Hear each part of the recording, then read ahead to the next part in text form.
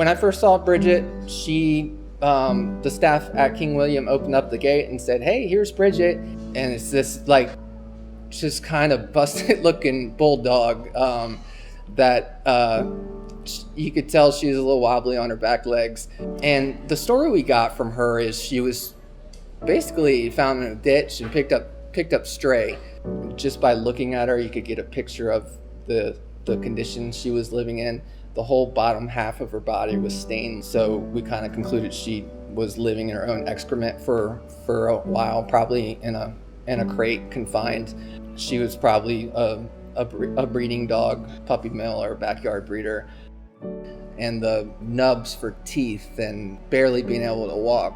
She's suffering in this pain, but I think after she gets taken care of with her medical work, she's going to be loving life that much more. We're blessed now that all these shelters all over the state and outside the state know to call us when they have those more difficult cases. It's such a short list of what we don't do in-house anymore. With Bridget, we started with her spay and her dental, and we did remove what was a small skin tag on her head. And at that time, we also took x-rays of her hips and her knees so that we could get a better assessment of what her orthopedic conditions were and figure out what the plan would be long-term.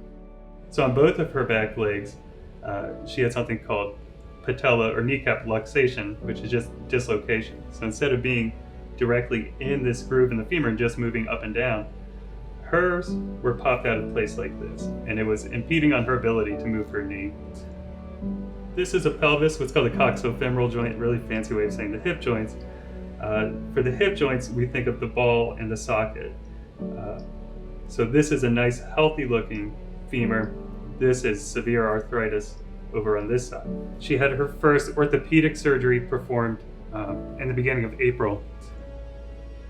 Having the Cinderella Fund gives us a lot of leeway to do more technical surgeries than we otherwise would be able to do. It allows us to not only pay for the medications, of course, and the time for the procedure, but also for all the hardware involved. Bridget had what's called a femoral head and neck ostectomy. So if you think about the ball and the socket of the hip joint, we completely removed the neck and the head so that area that was causing all that discomfort was gone completely. And that hip was just supported by muscle. We also made corrections via a few different surgeries on her knee to permanently bring the kneecap back into its natural position.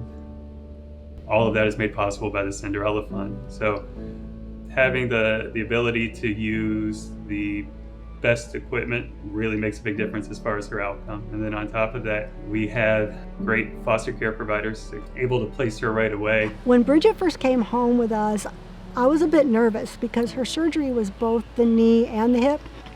And she wouldn't put her leg down, just very sporadically. And so we started out with very slow walks, very short walks. We also had during that time a volunteer rehab specialist who came in to work with her, which of course was a tremendous benefit to her success. Her incision looks really good, but she has lost so much muscle on this left hind leg. She's not really weight bearing very well on it. This is laser therapy, so if she has inflammation, arthritis, discomfort, it helps to increase circulation, it helps with wound healing. But she has gone now to where she can walk without ever picking up her foot. And so that's great to see.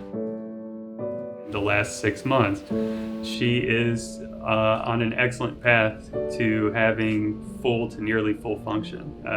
If the doctors can keep up with the rehabilitation, keep her active, keep her lean, the expectation is that she should be able to do everything that a normal house dog can do. Since bringing Bridget home, I've really started to learn a little bit more about her personality. And when I dream about what kind of home she could be in, her favorite thing really is sleeping, lying on the couch, getting pets. She's a sunbather. She likes to be out in the sun, but she really loves people. So to me, someone who's just going to love her back. If you've ever wanted to donate money to us or wonder how your money is spent, come see what we accomplish and compare us to any other organization in the state of Virginia or across the country, and I can tell you that we make things happen here that nobody else does.